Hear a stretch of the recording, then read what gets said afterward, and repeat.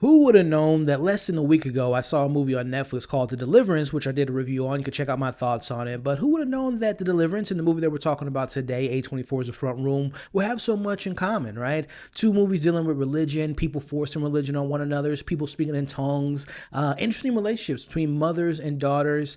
And I didn't have it on my bingo card to see a movie back to back or within a week of each other, movies filled with poop. Yeah, poop on people's faces, clothes, and other places. I think I met my quota for the week, for the year of movies with poop in it. Now, is that a good thing for this movie that we're talking about today? Is it good? Is it bad? Is it worth checking out? Well, we're going to discuss that and much more in today's spoiler-free review of A24's The Front Room.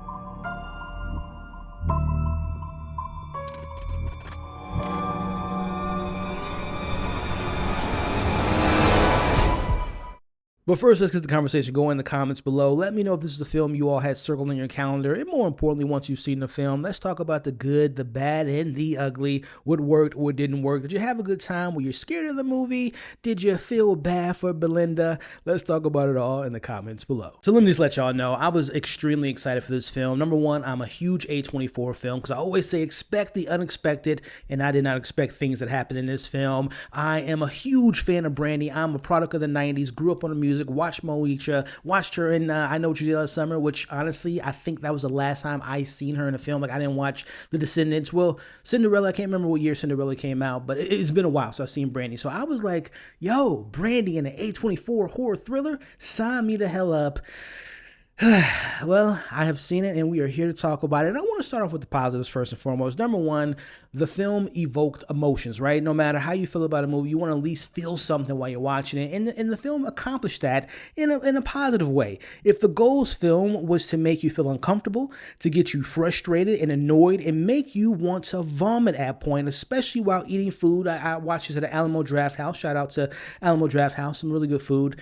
If it was meant to make you want to throw up while eating, A++, 10 out of 10, it did its job, because I'm telling y'all right now, and I'm warning you all, this movie is disgusting. But on a serious note, I did think this film had some interesting things and moments of highlighting the importance of creating boundaries and not allowing people to cross the line no matter their age. I mean, how many times have we heard, an older person, and you gotta respect your elders, I get it, but the excuse of like, oh, they're old, or they're in their old ways, or they live from an older time. It's like, that's no excuse to act like an a-hole and be rude or be racist. Like, this film plays with that, and that's something that I enjoy, because it is social commentary on something I think we can all relate to. Also, the idea of placing the audience in a grounded situational horror. Now, we'll let you all know this isn't a traditional horror movie that you might think it is based on a trailer, but more or less it plays with a situation in which we see Brandy playing Belinda. She's a daughter-in-law to a new mother-in-law, and we see how that plays out.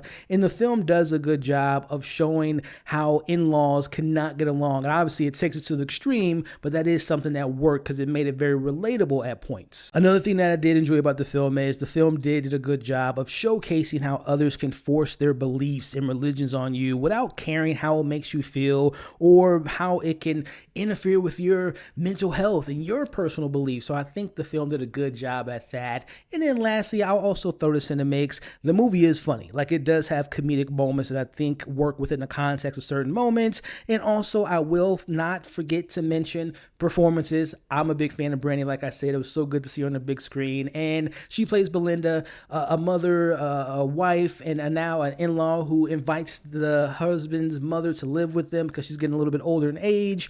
And she is charming. I mean, Brandy is charming. She has good screen presence. She has really good comedic timing in some of the dramatic beats, which I don't blame on the performances, but more on the writing. But some of the dramatic beats she plays a good job at. And again, I just like seeing her on screen. I think from a character perspective, there is an arc to the character that speaks to regaining power. And how they handle that was done in an interesting way. And again, Brandy is just, I love Brandy. I guess I'm biased because I grew up with her and I thought she did a good job. But I would be lying to say that she wasn't the standout. That to me goes to the icon, Kathryn Hunter, who I've seen seen in plenty of movies, and I've never seen a bad performance for her, and she is just really great in this movie. She plays the mother-in-law from hell, and she plays one of the most annoying and ridiculous and disgusting and most manipulative characters I've seen all year. Her back and forth with Brandy is why you go see this movie, because it is a very toxic, very dangerous in-law relationship that was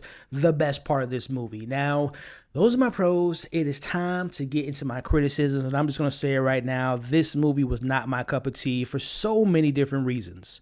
I'll try to make this fast and be as detailed as possible without giving too much away, but there's just so much left on the cutting room table as far as what the film presents you. We have Belinda and her husband and their relationship and their past that's hinted at that might have some things involving falling asleep and sleepwalking, and they had something tragic happen to them that they introduce, but it goes nowhere.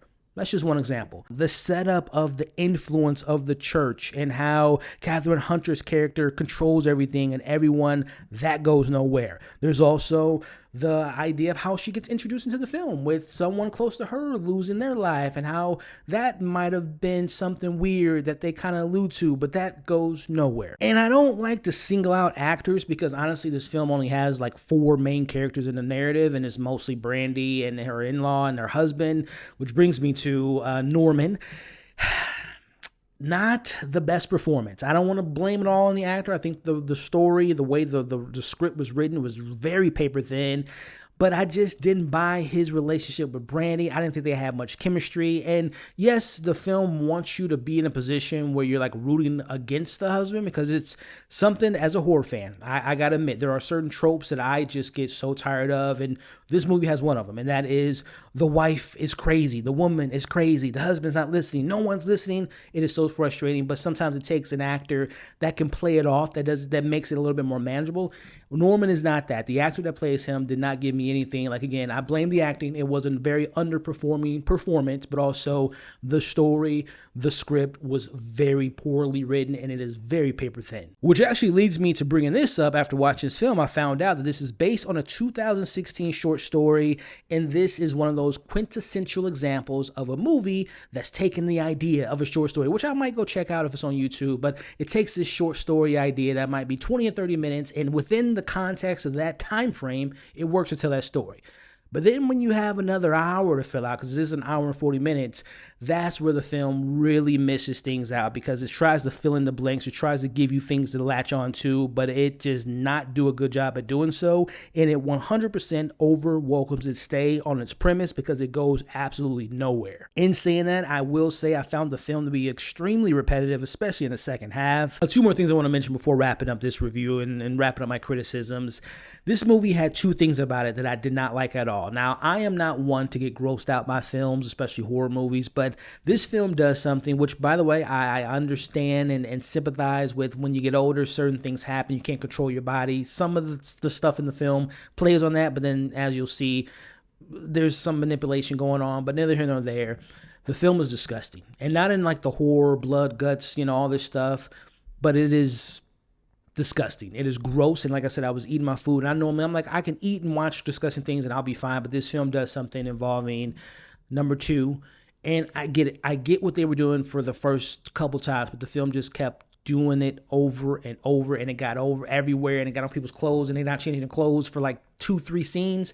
The film is very disgusting. So like I said, I'm warning you guys, it's not disgusting in a good way. It's not disgusting in a good way at all. And as we kind of pivot to one of the other things that I really did not like about this film, the ending. The ending is just so underwhelming. They set all this up for maybe a potential supernatural thing going on. It's never answered by the end of the film. And again, this goes back to this being a short movie where I would imagine in a short film context, the ending works within those confines of the story. But when you're sitting there for an hour and 40 minutes going through all the shit that this film has to offer, it just feels so underwhelming. And I did not like the ending at all. It is very again, it makes sense to a short form story, but all the stuff we go through to not get answers, to introduce things and not go anywhere, very disappointing. So I'm going to end by also saying this, that I found this movie to be disappointing because, again, I was very much looking forward to it. I still love Brandy, still like A24, but this film just was for me. And also, before I forget, There's a baby in this movie, and I mean the fake baby. Can we not hire a baby or do better angles to not show us that's clearly not a real child? Let me stop and wrap this thing up before I get into my score and my overall thoughts and let you know if it's worth checking out and if it's worth sitting through the shit. I want to thank you all for making it to this point in the review. Hit the thumbs up, share your thoughts in the comments, consider sticking around to the channel by subscribing. Overall, if the point of this movie was to make you frustrated, annoyed, and grossed out, well, hell, the movie did its job. The movie does have solid performances by Brandy and even better performance by Kathryn Hunter, and without them, this movie would have been unwatchable. When the film tries to focus on characters crossing boundaries and forcing religion on people, it worked at points, but unfortunately, the movie lacks any subtlety and suffers from underdeveloped characters and plots that go absolutely nowhere and leaves you frustrated by the end of the film. I'm going to give The Front Room a 2 out of 5. Yeah, I can't believe I'm saying this, but like I said, I saw The Deliverance last week on Netflix, and I gave that film a better score because at least I was entertained by certain things that was going on. This movie was not entertaining on that level, just like, okay, I'm just going to throw it out and just laugh at the stuff that went on in Deliverance. This movie was just, like I said, it was gross. And like when you gross me out, that means something. And it just didn't work for me. But that's just my thoughts on the film. Let me know what you all thought about it if you've seen the film. Pros, cons. Again, this is more of a comedy, and I thought the comedy had its moments, but as a horror movie, it's not that scary. Situationally, yes, but overall, it's just not a good movie. But again, this isn't my time to talk. This is your turn. The pros, the cons, what worked, what didn't work. Let me know your thoughts in the comments below. Thank you all for watching this review. Again, I hope I'm done with my shitty movies, literally. But thank you for making it to this point in the review. Thank you for watching this review. You all are awesome. Stay safe, and I'll catch you all on the next video.